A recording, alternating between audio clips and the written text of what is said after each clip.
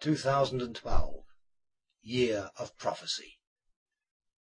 Many ancient civilizations experienced climate change and were destroyed by it. But in their texts and monuments, they left behind their prophecies that the next great climatic upheaval will occur in 2012. And today, our climate is changing. Is the prophecy becoming true? Surely there should be debate about the full meaning of these prophecies and the 2012 date, based as they are on the real experiences of real people. But our political and scientific establishments decided that our climate change is due to CO2 emissions alone. Views to the contrary have become denial or heresy.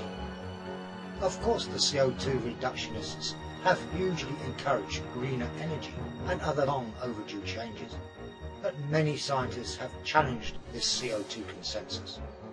Not CO2, they argue, but natural change that has happened before, but they are sidelined and their work ignored. But their views should be heard, that change is natural, that our planet is but a small speck in the vastness of an ever-changing universe. So please, watch, listen, and make up your own minds. If you talk to paleontologists, if you talk to astrophysicists, if you talk to people who have an understanding of natural cycles, you get a different picture. And they are complaining that their view is not getting through. By the time the UN committees have resolved themselves into political summaries, or shall we say summaries of the science for policy makers, what the policy should be, what the policy makers need to understand, the message gets steadily simplified and the dissenting voices are rooted out. So you have a consensus, which in science is rubbish. You don't work with consensus in science. You always have a larger body who believe a particular picture, and then you have a dissenting body who are continually working against that. That is science, and it's very important. And all of the great breakthroughs have come from the dissenting body of knowledge. And you have to fight to get that view through, but you fight through objective presentation of information and facts. When you attach yourself and your reason for being is that certain things are happening, instead of being open-minded and say, hey, yeah, we thought this was happening for this reason, but actually the evidence now shows that it isn't, so we're going to actually change what we're saying here, because we're intelligent people and we want to pursue what's right, not what we attached to us as a dogma. What is actually happening, however, is that the Green Party is so attached to its global warming and it's terrible and must have been doing something about its greenhouse gases and its pollution, that they don't want to hear that that's not happening. Because their reason for being is being challenged. The very reason that they sell themselves and they get their backing and support, they have to protect that.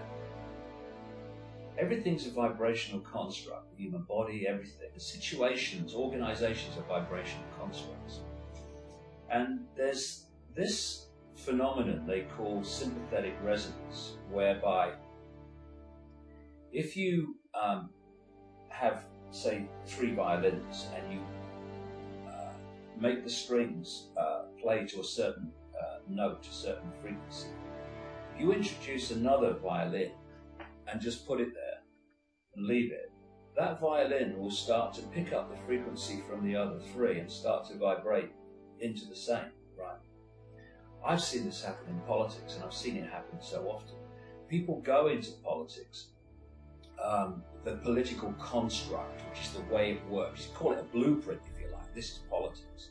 They go in with the best of intentions, and then gradually the construct vibrates them into line. Now, towards the end of the 90s, after the carbon dioxide picture had been sold to such a level, new data was coming through. Senior researchers, particularly in astrophysics, were saying, hey, the sun is doing things that we haven't seen before. And we've discovered a link between the magnetic energy of the sun and the climate. That hadn't been suspected before. So that should then be taken on board and go, oh, new information? We should look at this. No, that's not what happens. Oh, new information. This is a problem. It sort of muddies the water. We can't give a mixed message. The policymakers need clear guidance. And science does not want to say, actually, we're not really sure about this. It means that our computers can't predict, and you don't need to give us all these billions because we can't answer your question. The science isn't going to say that. So the scientific establishment defends its position. The environmental groups who've been gathering campaign momentum around this, they're not ready to change. And the media, actually, so many science journalists have signed up, and they've been at the forefront of the campaign. They find it very hard to change as well. So you have this kind of collusion going on, which is actually quite scary, because it means that the real issue, there is a real problem on the horizon, and it's not gaining any attention. It's certainly not gaining financial resources, and that is, the climate is unstable. It's always actually been unstable, but we haven't noticed because we've been in a relatively stable period. And humanity has become more and more vulnerable to climate change, to the natural fluctuation. We're now 6 billion on the planet. Within the next 13 years, there'll be another billion mouths to feed. Oil is just about to peak. All of the industrial civilization, everything you see around you is based on oil. Gas to certain degrees, well, mainly oil. And when that peak happens fully, it's happened in the States, it's happened in the North Sea, the price, in my understanding, is going to go through the roof. And that will destabilize the world economy. Now, those who sit in higher positions of power and influence, they know all of this. I have absolutely no doubt that they know about this. It must be true this carbon caused global warming because the world's top scientists say so. No, that's what you're told, mate. In fact, there are enormous numbers of scientists who question that and indeed put forward extremely compelling evidence to show that it's not caused by carbon dioxide at all. Mars and the other planets are also warming up. Are they driving a lot of trucks on Mars? Well, I don't see. There are 2 rovers now on Mars. Well, okay, there is climate change. And this theory, in fact, hurts a lot of scientists. There are a lot of scientists that completely disagree with climate change. They say, look, there are other things. It happened in the past, it happens now. It's normal. It's a normal cycle. Why is everybody so upset?